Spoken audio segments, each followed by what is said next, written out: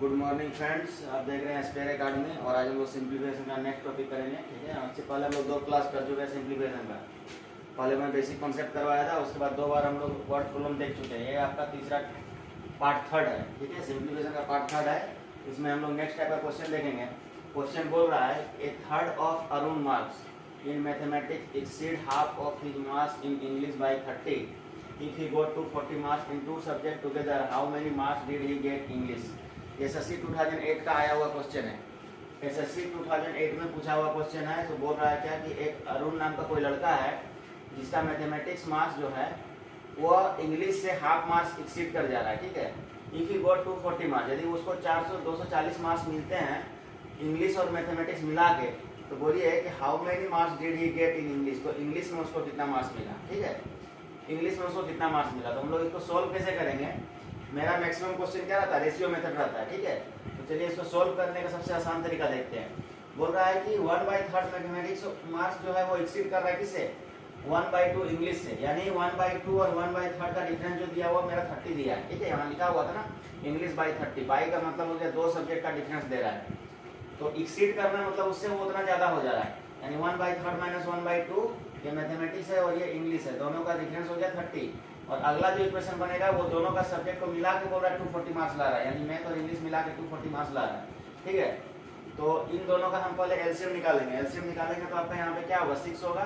तो ये 2 टाइम्स जाएगा, 2 मैथमेटिक्स हो जाएगा, 3 इंग्लिश हो जाएगा बाई 30। क्रॉस मल्टीप्लाई कर दीजिए, 2 mathematics minus 3 English equal to 180। और पहला इक्वेशन ये बन गया, दूसरा इक्वेशन बन गया mathematics plus English equal to 240। इन दोनों को जब आपस में कंबाइन करेंगे तो यहाँ से आपका मैथ्स और इंग्लिश का मार्क्स निकलेगा। ठीक है, तो मैथ्स का मार्क्स आपका आएगा 180 और इंग्लिश का मार्क्स आ जाएगा 60। ठीक है, चलिए अगला क्वेश्चन जो है, नेक्स्ट क्वेश्चन हम लोग देख रहे हैं, उसी का रिलेटेड है सिंप्लीफिकेशन से। बोल रहे हैं tin of oil was 4/5 full when 6 बोतल of oil were taken out and 4 बोतल were oil poured into it. बोल रहा है एक टीन ऑफ ऑयल है। ठीक है, एक ऑयल का टीन है जिसमें कि जो टीन जो दिया हुआ, जो एक ड्रम मान के चलिए। ठीक है, इस तरह से कोई ड्रम है। ठीक है, उसमें ऑयल पूरा भरा हुआ है। इसमें से 5th पार्ट में 4th पार्ट जो ऑयल है वो फुल है। ठीक है, पूरे ड्रम जो है 5th पार्ट का, उसमें 4th पार्ट ऑयल जो है फुल है। बोलता हूँ 6 बोतल ऑयल वेयर टेकन आउट, 6 बोतल इससे हम लोग निकाल लिए। ठीक है, 6 बोतल ऑयल उससे निकाल लिए और एंड 4 बोतल हम इसमें डाल दिए। 6 बोतल निकाले और 4 बोतल डाले। ठीक है, तो 4 बोतल डालने के बाद क्या हो रहा है, इसका जो 4/5 का जो टैंक था वो अब 3/4 बन जा रहा है। ठीक है, यानी 4 पार्ट में से 3 पार्ट जो है वो भरा हुआ पार्ट है। ठीक है, टोटल टैंक जो 4 पार्ट का है उसमें से 3 पार्ट भरा हुआ है। तो पहला इक्वेशन क्या था, 4/5 का था। दूसरा इक्वेशन क्या, 3/4 है।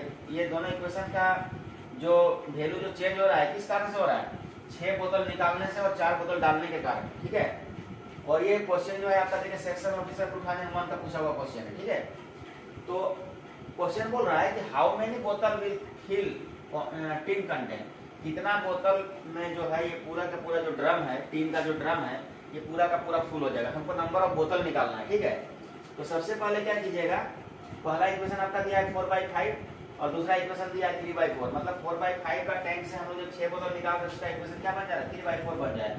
तो इन दोनों इक्वेशन को आपस में इक्वेट कर दीजिए। तो यहाँ 4/5 का एलसीएम लेंगे, 4/5 का एलसीएम 20 आएगा और ये आपका 6 टाइम 5 टाइम जाएगा तो आपको कितना हो गया, 5 4 जा 20, 4 4 जा 16 और ये होगा 4 5 जा 20, 5 3 जा 15।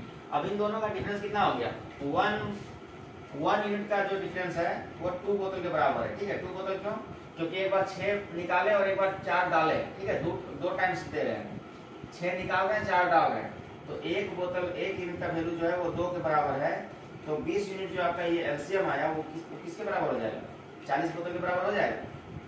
ये आपका लिख दीजिए 1 यूनिट का बराबर जो है 2 बोतल के बराबर है। ठीक है, मतलब 6 बार हम क्या किए, 6 बोतल निकाले और 4 बोतल डाले। ठीक है, तो एक्स्ट्रा जो बच गया वो कितना बच गया, 2 बोतल। तो 2 बोतल जो है 1 यूनिट का वैल्यू है। ठीक है, 6 बोतल निकाले 4 बोतल डाले तो बचा कितना, 2 बोतल। 2 बोतल का वैल्यू जो है 1 यूनिट के बराबर है। यानी इन दोनों के बीच का जो डिफरेंस है 1 यूनिट का है। 1 यूनिट का वैल्यू जो है 2 बोतल के बराबर है। तो हमसे पूछ रहा था कि टोटल नंबर ऑफ बोतल कितना है, तो 20 यूनिट का वैल्यू कितना होगा, 40 बोतल। तो इसका मतलब है कि ड्रम में 40 बोतल यदि हम लोग ऑयल डाल दें तो ड्रम क्या होगा, पूरी तरह से फुल हो जाएगा। तो इस तरह से आपका क्वेश्चन को हम लोग किसी भी क्वेश्चन को बहुत आसानी से हम लोग टेली करते हैं। बस रेशियो मेथड आपको पता होना चाहिए, कॉन्सेप्ट क्लियर होना चाहिए, ठीक है। रेशियो मेथड से हम लोग मैक्सिमम क्वेश्चन को हम लोग टेकल आउट कर लेते हैं। और हम लोग जो आगे का पार्ट है इसका सिंप्लीफिकेशन का, और 2-3 क्लास होगा सिंप्लीफिकेशन का, उसका आगे का पार्ट हम लोग देखेंगे, ठीक है। आज हम लोग यहीं पे इसको स्टॉप करते हैं। Thank you.